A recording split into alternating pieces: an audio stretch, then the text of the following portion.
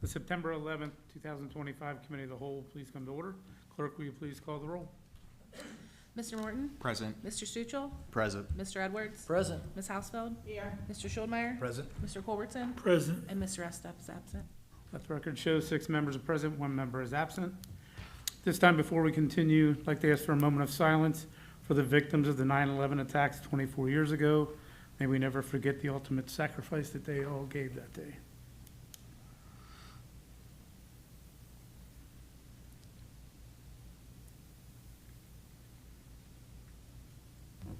Thank you.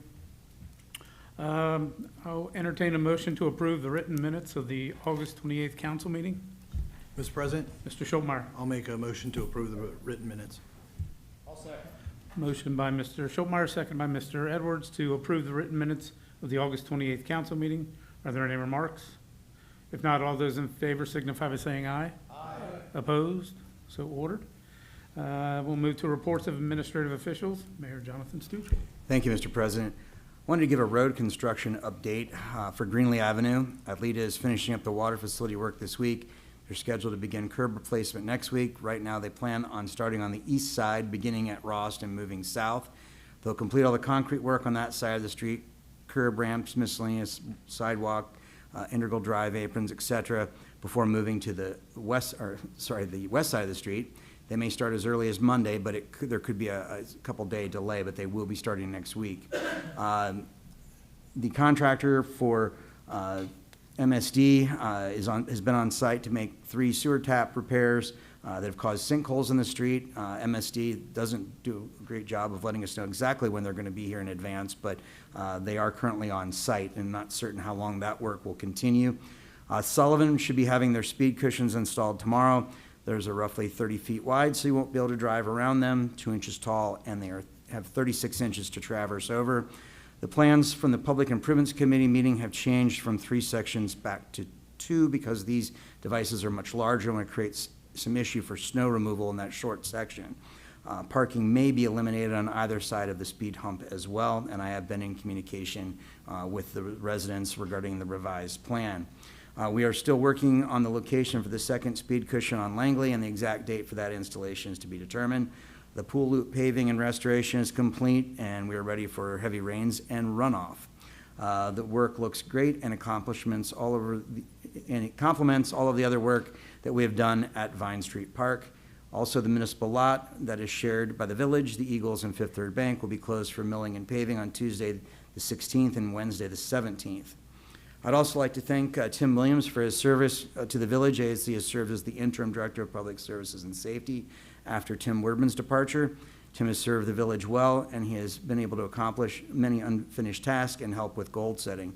I appreciate everything he has done, whether it was well received or not, but I'm excited about the transition to our new director of public services and safety, Mark Wendling, who officially starts on Monday. So life is good in St. Bernard, and I'm excited for our future. And that concludes my report. Thank you. Just a quick question. Is there any kind of note down at the fitness center for next week with the paving of the lot? That's a good question. If there's not, I will, Okay. I know that the email was distributed to everyone, but I will make sure that there is a posting down there just to let Okay. everybody know. Sounds good. Thank you. Report from Auditor, Ms. Brickway. Leah? Thank you, Mr. President. Peggy just wanted me to let everyone know she is out on a medical leave, and she is responding to emails if you truly need her, or you can call myself or Heidi, and we'll relay the message to her. Thank you. Law Director, Ms. Van Valkenburg. Thank you.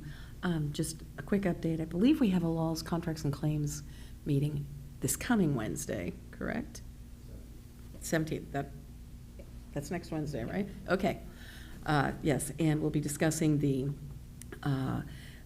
ordinance requested by, or the issue requested by Ms. Helms to discuss the ordinance for mandatory resident and business regulation.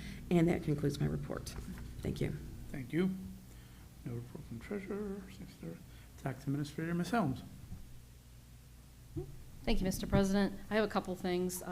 So first off, we'll start with the August 2025 end-of-month receipts. Tax collections for August of 2025 were $561,994. August of 2025 is down 7.91%, or $48,301 from August of 2024. The refunds for August were $6,590. Tax collected with capital recovery was $192.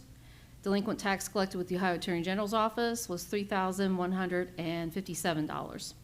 And then, yeah, I do have a few things. So tonight before you, I have ordinance number 24. This is to amend section 182.17 of the tax code. This is basically just to simplify and remove some unnecessary language that pertains to the state tax commissioner and not the tax administrator. I had been wanting to take this out for a while. I thought originally that I needed to cover the state because they do collect for the city through the Ohio Business Gateway and the municipal net portal. I don't need that language. It's kind of redundant and it's a little confusing. So basically all this ordinance is taking out the provision that refers to the state tax commissioner and just leaving the provisions in that are in regards to the tax administrator, which is myself. If there's any questions on that, I'd be more than happy to. Okay. And then, yes, there is a laws, contract, claims meeting set for next Wednesday, September 17th. And to reiterate, it is regarding adding a provision in the tax code where we actually make it mandatory for residents, new residents to register and or businesses to register. We don't really have a provision in the code that makes it mandatory right now. And then also we have the third quarter of 2025 estimated tax bills will go out the second week of October. And that concludes my report. Thank you. Move to reports of standing committees. Finance, Mr. Morton. Thank you, Mr. President.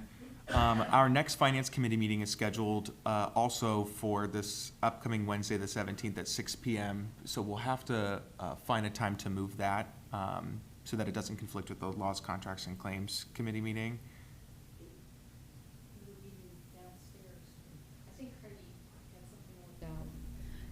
Mr. President, yes, I think Heidi set up something. We would be meeting downstairs, so you could have this room if that's the one you need. Is Mayor's Court on Wednesdays up here, or am I getting that mixed? No. Yeah, and I don't think we're allowed to have two committee meetings at the same time either. But I can move it just to make things simpler. I'll connect with the rest of the committee members and reach out to Heidi to move it. But regardless, we're going to look for a time on Wednesday. We're going to be joined by Lachey Roach from LISC to again discuss the finalized plan for the home repair loan program that is known as Revive and Thrive. Separately, I would like to ask that a presentation from the Hamilton County Auditor, Jessica Miranda, be added to the agenda for our council meeting on the 18th. She'll be sharing the many resources hosted by the Auditor's Office and other good-to-know facts about the office's responsibilities, including property valuations, certifying levies, which is especially timely, dog licensing, and rental registration. Thank you. That concludes my report. Thank you. Service, Mr. Gustuccio. Thank you, Mr. President. Last Wednesday, the Service Committee met to continue discussions of the revised draft of the hall rental contracts, focusing on refining liability insurance requirements and cost structures for hall rentals.